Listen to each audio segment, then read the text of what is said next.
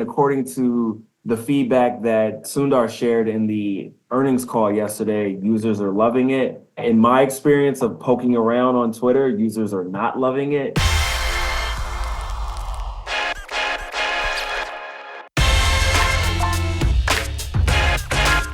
Hi, I'm Eric Schwartzman, author of The Digital Pivot, and this is the Earned Media Podcast.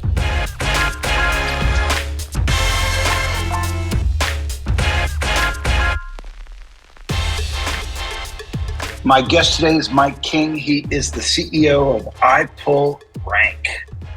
Mike, thanks for joining us. Thanks for having me, Eric. Excited to be here. So let's start it off with a discussion about how the way we search for information online is changing. Talk to us about that fragmentation. Yeah, so the reality is that there's just so many different channels out there now that people are using for search. So whether it's TikTok or Reddit or, all these different emergent things, we're not really emergent at this point. They're all pretty established places like Instagram and so on. And so the reality is that, not everyone is going straight to Google first, but Google is still much bigger than all those other platforms with respect to the amount of traffic that they drive. And then also, how many people are actually searching on them. So to that end, brands need to figure out okay, based on the audiences that you're trying to go after, do we want to optimize for these channels? And obviously they all have different nuances that you've got to account for in order to be more present and visible. But, Google's currently raking in 75% of their cash from ads. And so does that 75 become 72? Does it become 71? Does it become 69 with this fragmentation? I mean, is there going to be less traffic? What about AdSense if there is less traffic? And in terms of overall searches on Google, is that number going down? So based on the earnings call that happened last night, actually more searches are happening on Google. And again, this is based on what, Sundar is telling us. So of course it's going to be biased in some way.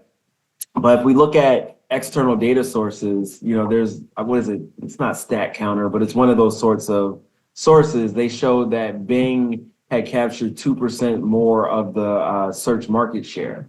And so, Google's not sweating, they're reporting that things are going really well and ads are going up and more searches are happening. So I still don't think anyone should take their eye off of Google. It's still the primary place that you want to be active in if you're trying to drive, highly targeted traffic. But again, if your audience is especially the younger pockets of the audience, if they're using TikTok as their primary place to start their search journey, you're going to want to optimize for that. And if you are, ultimately it's a lot of the things that we did for search back in 03, 06 era, where it's largely keyword stuffing. The things that are being said in these videos are transcribed and then used as part of the indexing process as well. So effectively keyword stuffing the scripts in whatever content you're creating, and then doing what it takes to get actual user signals towards those videos. So that's, again, going to be advertising driven as well. And also embedding your videos in highly trafficked websites and things like that. So, again, it doesn't necessarily change what your approach needs to be unless you're really focused on an audience that is using those other channels as their primary starting point. But even with those, a lot of those people will then go from there into Google and then continue their search journey from there. So you still got to focus on making Google search work for you, but other channels are just coming into play. So according to a recent CNBC report, Google search chief Prabhakar Raghavan told the company's employees, quote, "They may have a new gizmo out there that people like to play with, but they still come to Google to verify what they see there because it is the trusted source and it becomes more critical in this era of generative AI." Do you agree? Yeah, 100% agree. And you can see that in the data. So if you look in the tools SEMrush has the trends tool, SimilarWeb will tell you what the traffic looks like. And what you'll see is that 40% of users that leave ChatGPT go to Google. So that's a pretty good indication of what Prabhakar is saying, is that yes, people still want to verify what they're getting out of ChatGPT, because the reality is that we all know that it hallucinates heavily and you can't inherently trust what it says. Even though ChatGPT has the capability of using, retrieval augmented generation and plugging in search results to inform what it says to you. But even with that, it can still hallucinate. So there's a lot of value that users get from verifying that information. Can you characterize the hallucinations?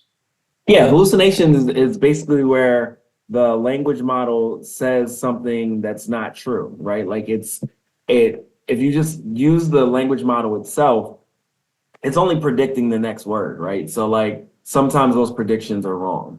And in some cases, the language model will basically have like a memory where based on its training data, it can pull out statements that have been said before. And so in those cases, it can be right, but it can also just go completely off the rails and say, something that sounds right that is completely wrong. So it's really important for users to be able to verify that, and they know, because Google is just, aside from SGE, it's just serving up the information that it's collected across the web. So there's a higher propensity for those to be factual. And so users will be like, okay, well, I'm getting my general answer from ChatGPT, but let me go see what aligns with that or does not, so I can verify what it is that I've learned here. My impression on the hallucinations is less that it gives information that's a complete. When I hear hallucination, I think somebody's going to tell me, I like cats, not turnips. Mm-hmm. That to me is a hallucination. But if someone says, I like cats and I don't more like dogs than cats, then I just think they're having a hard time speaking. And I think the latter is more of what I get from ChatGPT, where the relationships between concepts are not concrete and incoherent, but the concepts are in fact related. And I mean, based on where the technology is derived from, it would make sense that there's not really going to be anything off topic in there. It may just be the relationship of that topic to another topic that's wrong. Agreed or disagree? I disagree, because here's an example. There have been instances where I've been researching different patents and I've said like, okay, well, I know this thing works this way, and I know that I've learned this from this source. Can you give me other patents that reinforce this idea? And it'll just make them up. It'll like give me patent numbers. It'll give me patent titles. It'll give me full authorship as well. And then I'll go to, one of the patent services and look this patent up, and it doesn't exist. So it's more than just like, a single data point that will get wrong. It'll just completely make something up if you just like leave it to its own devices. Wow, that is a hallucination. That definitely qualifies. All right, let me ask you something else. Is Google's latest core update a response to the rise of ChatGPT? Yes, but not just to that. So, the way I look at it is, right, like when Google first rolled out the helpful content update, it didn't really have it didn't have much to it, right? Like we saw that it impacted lyric sites mostly when it first came out. And so they've progressively been training these classifiers to get to the point where they can best understand this. And so the problem is generative AI content is very difficult to detect by itself, as like that being the single signal of determining whether or not content is worth indexing or serving or whatever. Because, the way it works is it's replicating how we write. So it's very difficult to say like, hey, this is definitively generative AI content. And so you've got all these tools out there that are like, yeah, we can detect it and whatever, but they get a lot of false negatives and a lot of false positives. So Google cannot use that as a signal by itself. But what they can do is combine it with other signals. So all this, the EEAT stuff that they talk about, if you use that in context with an understanding of whether or not something, or a prediction of whether or not something is generative AI content, then you can say, okay, this is not content that we want to index, or this is not content that we want ranking well. And then they also have the user signals that can help reinforce that as well. So I think what they've had to do with these updates is collect more and more information across these different signals so they can get more clarity as to whether something is generative AI content. And so over the last like 2 to 3 updates, it's been far more harsh what the impact is. But when we talk about false negatives, a lot of these niche sites, a lot of these review sites are getting crushed because what's happening with those is that they have a lot of similar signals to what is likely being measured for the generative AI content. And what I mean by that is these reviews often say the same thing because like anything else in SEO, people see what's ranking and then they copy it. And so when you've got these niche sites who've been, really focused on building out, unique content, doing the reviews themselves, and then you've got the bigger sites that are like, cool, let's copy what they've said. Well, then that can have a lot of the same signals as generative AI content. And then also you don't have the authority on these sites, and that's likely a much bigger signal than just it being generative AI content alone. So in answer to your question, yes, I do believe it is that, but it's the latest in a series of Google trying to have the right set of signals to understand how they can reliably detect generative AI content. And they've been, trying to, weed out spam forever. This is nothing new. But Yep. Is this just another cat and mouse game between marketers and Google, or is there something different this time? No, I think it's another cat and mouse game, right? We just got a better weapon, right? Like generative AI was just us being able to do what we've always done to some degree at scale. Previously it's like, okay, let's farm it out. Let's farm the writing out to the Philippines, or let's make programmatic content that's just using a bunch of rules to generate the copy. All generative AI is the weapons grade version of those tactics. And so that combined with the understanding that we've collected in the SEO space over the last, like 10 years or so, where people have tools that will parse out the features of pages that are ranking. Then you plug that into a generative AI tool, suddenly you have perfectly optimized content immediately. You have millions of pages of it. So it's still a cat and mouse game. It's just, we've just gotten better at developing the thing that Google doesn't want us to be able to.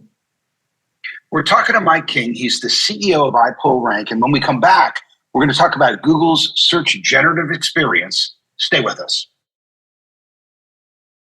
Mike, talk to us a little bit about Google's search generative experience. What is it? So SGE is Google combining Google search with a large language model to generate what's called the AI overview or AI snapshot, which features, a couple paragraphs typically about whatever your query was. It also will feature citations where you can click through to the source documents. And then it'll also allow you to do follow-up questions. The experience varies depending on what type of query it is. If it's like a transactional or shopping query, they try to present a bigger experience that takes up like the full above the fold area where they're giving you, comparisons on products, trying to give you like the full shopping experience in one place. And then the local experience is also different in that they're trying to do a similar thing where they're giving you all the information to make your decision of like where to go for pizza or something like that right there in the SERP. And then there's the informational experience, which is like, what I originally described.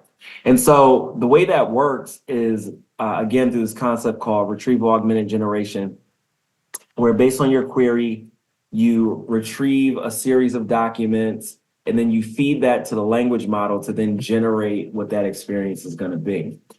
And it's a really interesting thing because it takes up so much of the real estate in the SERP. It's gonna have a pretty substantial impact on the user behavior because of that. And it's also interesting because it doesn't abide by the same series of rules as standard search does. It's largely pages that are most relevant to the query that get featured there. So it's not so much about being in the top 10. You can be anywhere in the list and then get more visibility there.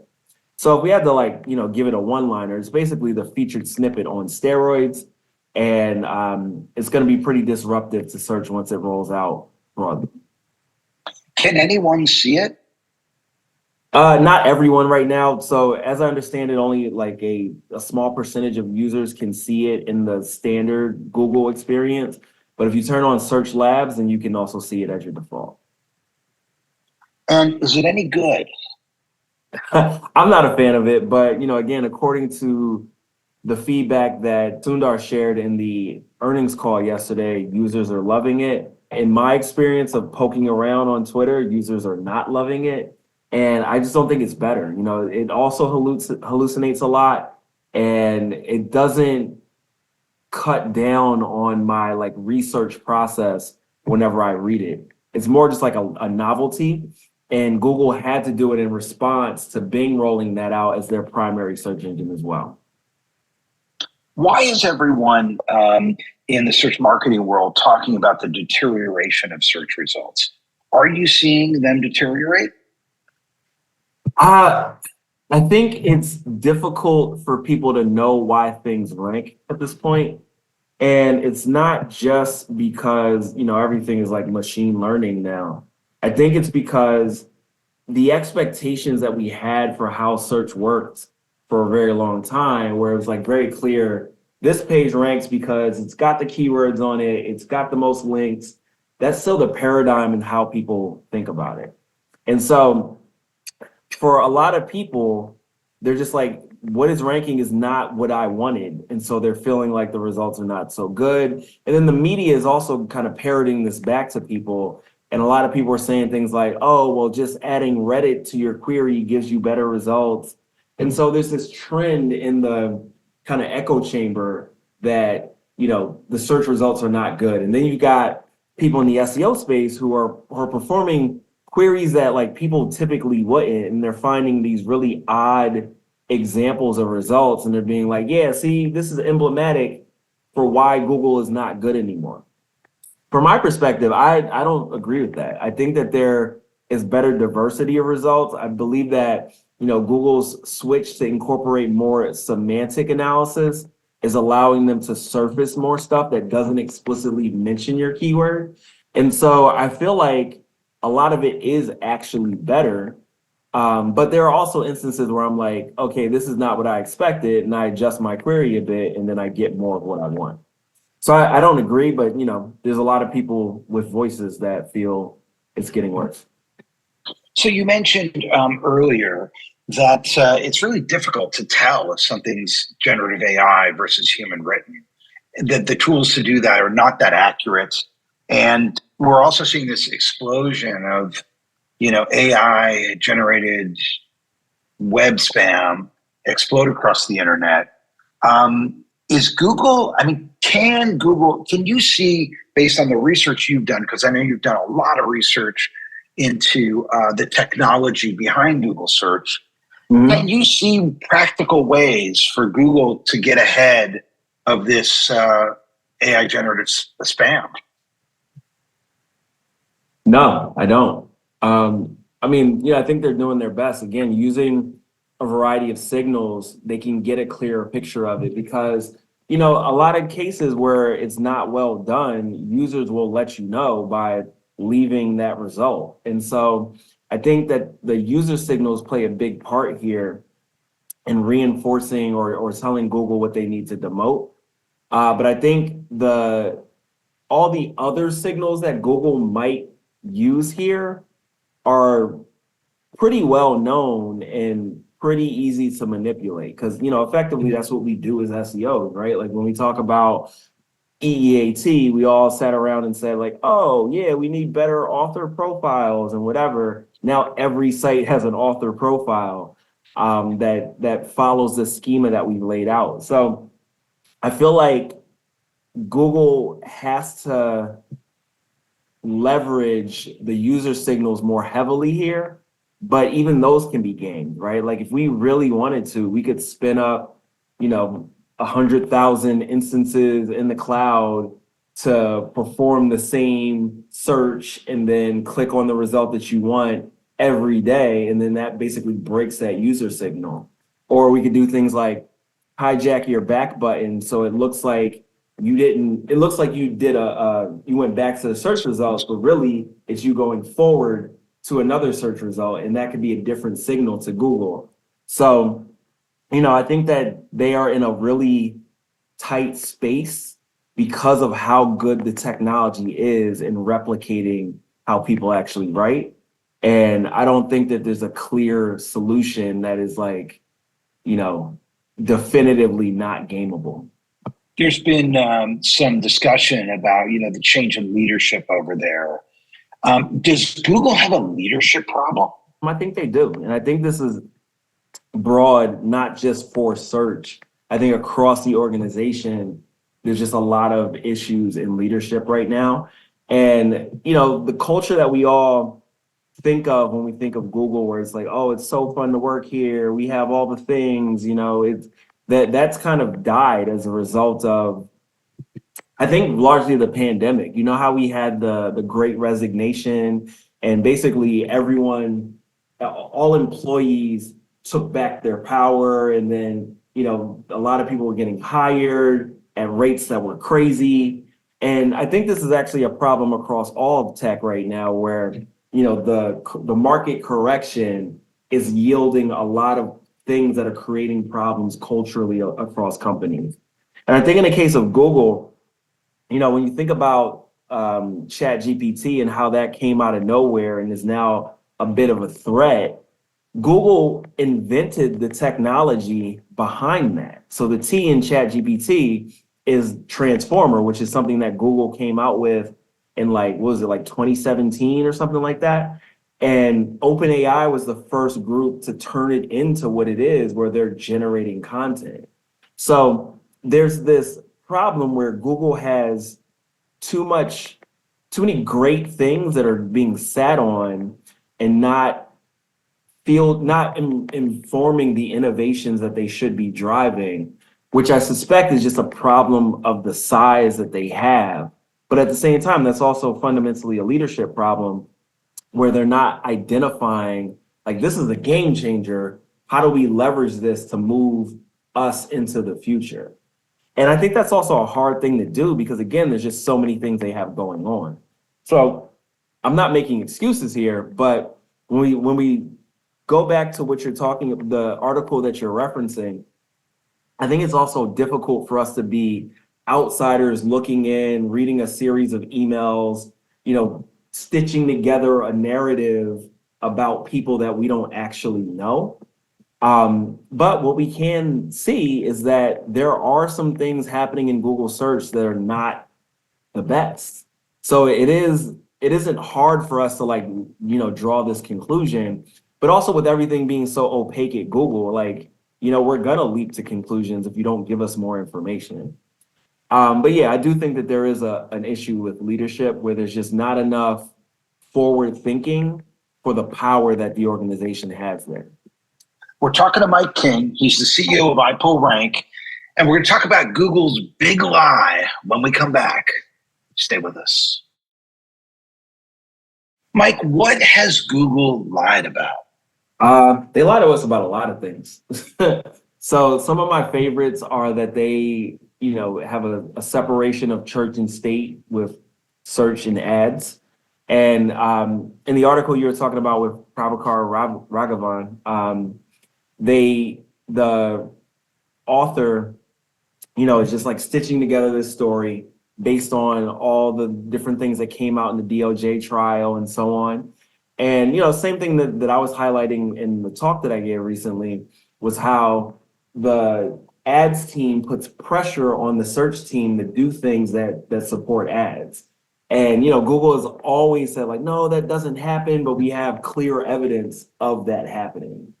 Google has often said hey, just create great content, we'll figure it out. And again, from those DOJ trial exhibits, they showed a internal presentation where they explicitly say, we don't understand content, we fake it. There are a number of other situations, more recently, they've added to their spam guidelines that expired domains are against the guidelines, buying expired domains and trying to use their link equity is against their guidelines. But historically, over the last 10, 15 years, Google has said expired domains don't do anything. So if that's the case, why are we now adding that to the guidelines to scare people to not use them? And so when you think about the Google guidelines, I like to think of them as like aspirational. And effectively what they're doing is they're using SEOs to spread the word to different companies to tell them not to do these things, because Google cannot reliably at scale catch all of these problems that you can exploit in their systems. I think I had some other things that I said that they lied to us about, but I'm not mindful of them right now. But the reality is that they have to, again, be opaque about how things work, because otherwise people identify the exploits in them, and then they can make anything rank. And they're trying to be like a more democratized system as far as how organic search works. But the reality is just that it's very difficult to do at web scale. Do you foresee, obviously, video testimonials are huge because at least you can see the author, and, someone writing on a forum, you don't know who they are, and you don't know if they have a conflict of interest. At least if you're looking at them on TikTok or Instagram, you can tell based on what they look like, you can make up your mind of whether or not you think that they're legit or not. How much longer you think till deepfakes takes that over? Yeah, I mean, I think we can expect that to be right now. The thing is that technology exists. It's very easy to use. It's not expensive. And so the same problem that we have where it's like, we can't detect if these words were written by an actual person. We won't be able to detect if the person I'm watching in this video testimonial is real or not. Just like you're not going to be able to know if, your grandmother is calling you in desperation saying, wire me money now. You're not going to be able to. Here's the thing. Like sometimes when I see the images that are deepfakes, the people are just too attractive.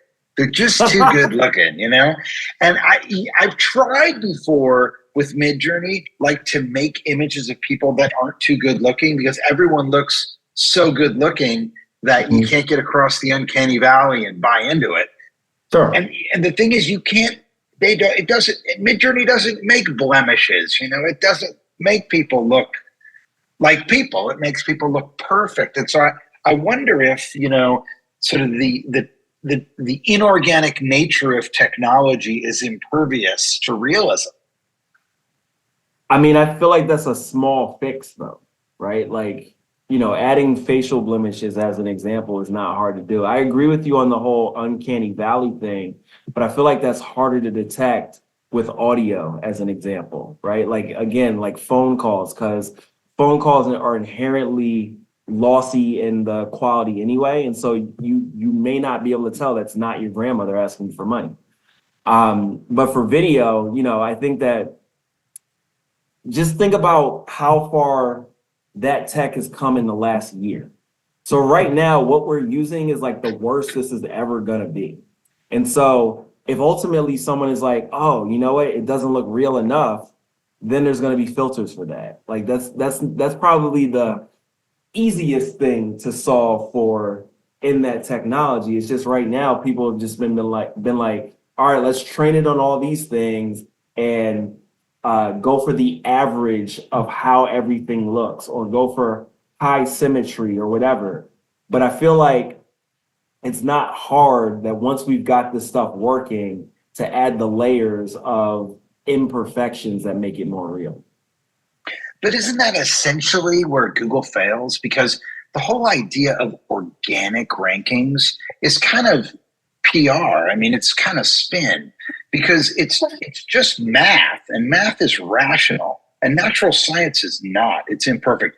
You and I are imperfect beings, which is why, watching an athlete perform spectacularly in front of a crowd is so miraculous, because it's an imperfect being doing something perfect. So, I mean, how do you get technology that's expected to be perfect to do something imperfect? It seems like it's against its nature.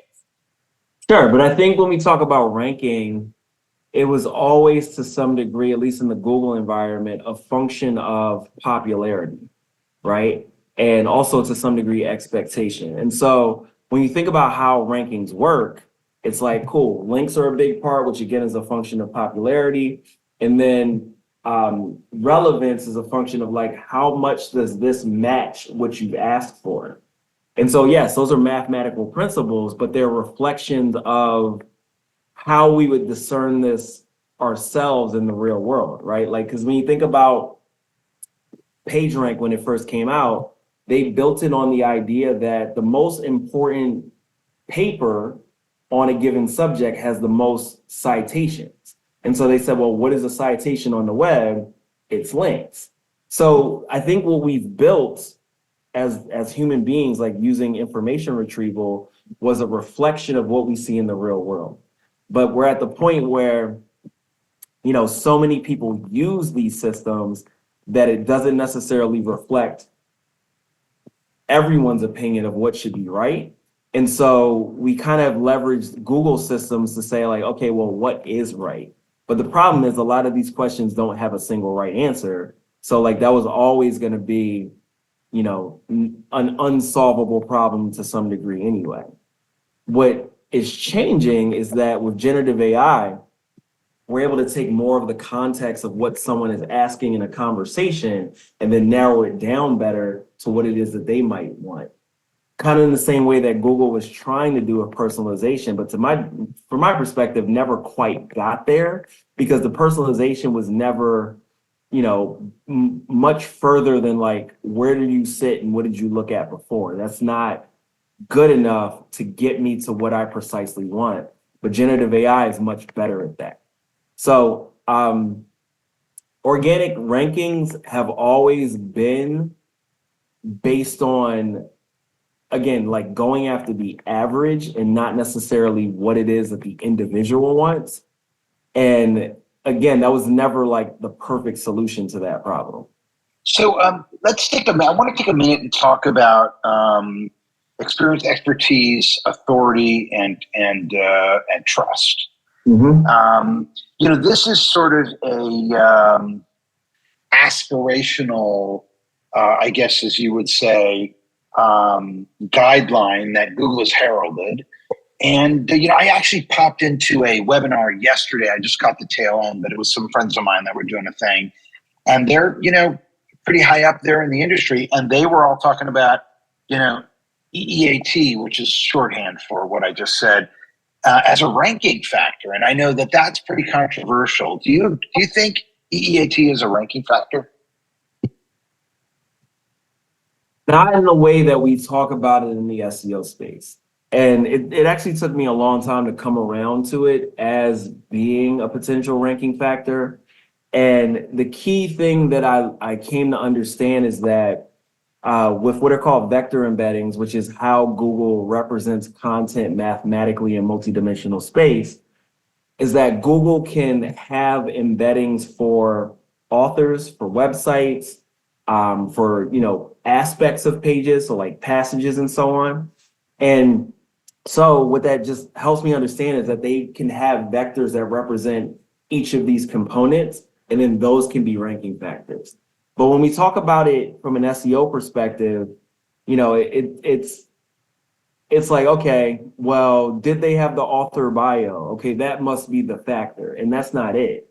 Google is able to, at web scale, understand what you've written, where you wrote it, and then kind of model that in their determination of like, is this a good piece of content written by someone that knows what they're talking about? And that's why I'm saying that that's one of the ways that they determine if generative AI content is valuable or not, because oftentimes that content does not have any authorship associated with it. Or the sites that employ it heavily are brand new websites that came out of nowhere. And so they're not going to have the same level of signals from sites that are written by actual experts. So to that end, like, yes, I believe that in the ranking system, these are variables that are looked at, but again, not in the way that SEO thinks of it as like, okay, let me just throw in the author bio, I've done my EEAT and I'm good to go. You know, I sort of exist at the intersection of journalism and PR and SEO. Mm-hmm. And when it comes to authorship, I can tell you that a lot of particularly local newspapers that are legitimate local newspapers that don't do any SEO will move stories onto their site under the byline staff reports or staff writer. And sometimes, they just, if it's a really small paper in a local market, it may even just say by admin. Mm-hmm. So it seems like, the byline is just not a strong enough signal for Google to pull into the algorithm because they'll disqualify too much relevant content. Yeah, I think that's possible. And I think in those cases, they look at the site rather than looking at the individual authors, because to your point, then that would mean that there are 1 million articles across the web by someone called staff writer, right? So I think that they're leveraging on the site level to determine like, okay, this site is trustworthy or authoritative on this subject matter because it's been around for 20 years. They do quality content. They are getting a lot of user signals that indicate that this is valuable when people land on it from organic search. They're publishing every day. They're linking out, they're getting good links. So again, there's a lot of other signals that can be used to corroborate this, even though it's saying staff writer. But if you are someone who's starting a new website and you're spinning up 1 million pages and they're all by staff writer, then Google's like, yeah, this is not valuable content. And I haven't found any evidence of this, but I think because we know that link velocity is something that we use was used in the past to determine spam and so on, I have to believe that there's a content velocity that Google is looking at as well. So if you're a site that only published 20 blog posts a month, who's suddenly publishing 1,000 and they are not by a new byline, like that is an indication that you are doing something different. And again, if they're running it through all these different classifiers and they find that there's not enough signals that indicate that you know what you're talking about, you're adding net new information to the web, they're going to be like, there's no reason for us to even crawl this or index it, let alone rank it. So we got to think about it. There's like hundreds of signals that Google can be considering. But if we look at that in the lens of EEAT, there's going to be a lot of clarity around what is good and what isn't based on, the history, and then also by them comparing it to what else is out there. If you're not saying anything new, then it's real clear, like, okay, there's no reason for us to serve this content. Hey, on that panel that you were on, that Alita Solis organized at the Wix Playground, I don't know if you remember this, but Ross Kernes shared a conspiracy theory. And his conspiracy theory was that perhaps the reason that Google divested of their domain registrar business is because domains aren't going to be valuable anymore. Because why would if Google lights up a shopping cart, then, they're going to, I guess, compete directly against Amazon, and that you won't need to go to websites anymore, and websites won't really matter. What do you think about that conspiracy theory? Well, when he said it, I said it was far-fetched, and I'm going to say that again. Because, we've heard of the death of websites a number of times. When mobile apps were super popular, and I guess they're still popular, people were like, yeah, we're not going to need websites anymore. Everything's going to be an app. Well, that didn't happen. Like the web as it exists is too easy to publish on. And I just don't think that it's just going to fundamentally fade away overnight.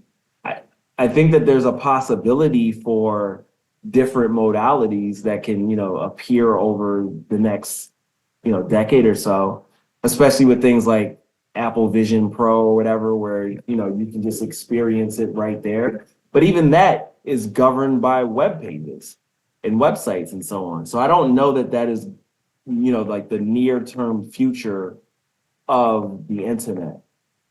And the idea of them no longer being a registrar, I don't know that that's even true as well, because yes, they no longer have a domain business, but I do believe Google is still a registrar because that data is so valuable to them from a organic search perspective. So again, I think what he's saying is far-fetched, but Google still needs that data for a variety of different reasons. We are talking to Mike King. He is the CEO of iPullRank. Mike, I do have one more question for you, but before I ask it, where can people see you? What's on the calendar for you? Because I had the pleasure of hearing you speak. I got a lot out of it. And if you have any other upcoming dates, I'd like you to be able to share it with my listeners. Yeah, I'm going to be at the CEX conference, Joe Polizzi's newer event. I'm also going to be at Content Marketing World, which is his older event. I'll be doing SMX Advanced, I think. I'm doing SMX Advanced in Berlin as well. I don't know, there's a lot coming up. I'm not even completely aware of everything. I'd have to look at my calendar. But you can find out at iPullRank.com. We list all the events there. And you also do SEO, right? I mean, if someone needs help with that, how would they get a hold of you? Yeah, so you can reach out to me at mike@iPullRank.com. Also, I'm at iPullRank on all the social channels. And yeah, just come to the site. We've got a lot going on over there as well. Cool. Hey, final question, and this is kind of the big question. Will Google replace citation indexing with some sort of AI scheme? What do you mean by citation indexing? Well, using backlinks as a way of seeing which pages matter. I mean, can you foresee that being replaced by a more intelligent scenario? I mean, I think to some degree we're seeing that with SGE, because like I said, the links don't matter as much to providing that answer. It's far more about relevance. And, different Google spokespeople have been saying that like links matter less. And what I believe is that they've just gotten better at determining the relevance of links. And so, in SEO, we typically just go after the volume of links. And people say things like quality, but they're primarily saying, domain rating or domain authority when they're talking about quality. But quality is really about, is the content actually good? And there's not enough of a focus on that. And so what I think Google is doing is just discounting a wide swath of the links across the web because of the fact that they're just irrelevant. And so because we go after volume as SEOs, you end up with a lot of links from just random websites. And what Google wants is parity on both sides. So if you have a page you're trying to rank for red Nike sneakers, well, Google expects your page to actually be relevant to that query first. And then the links that you get should also be relevant to those queries. So whether it's like the subset of the query, like red Nike or Nike sneakers or red sneakers, they're looking for some sort of parity on that subject matter. And frankly, that's just not the way that people build links. They are writing about random subjects and guest posts and then mentioning red Nike sneakers and linking back.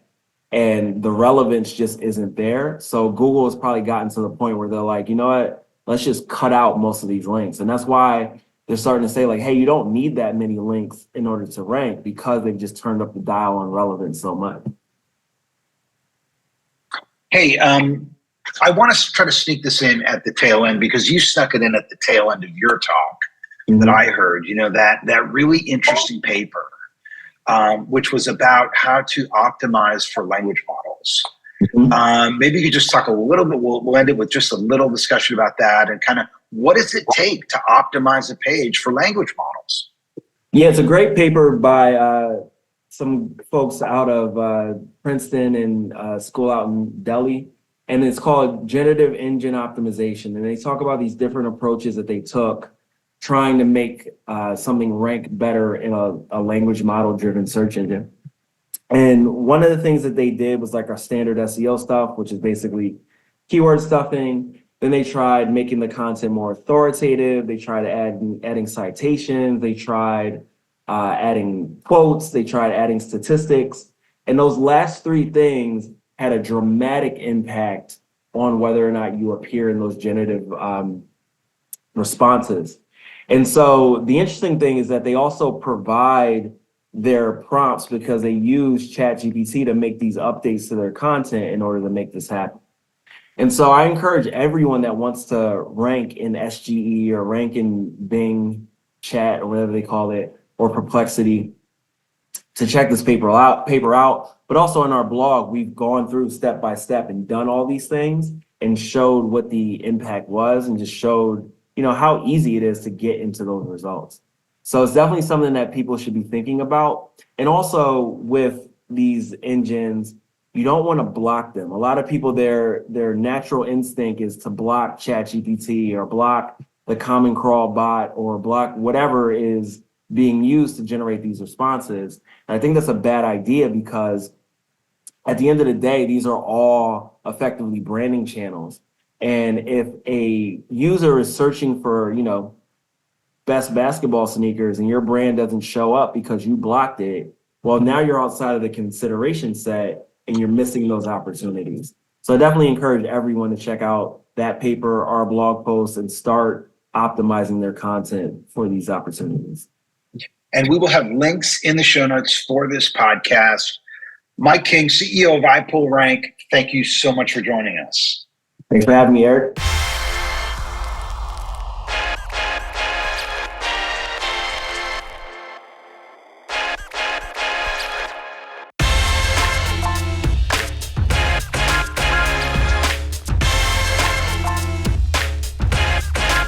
For more on how you can earn influence through earned media, get the Digital Pivot audiobook at digitalpivotbook.com.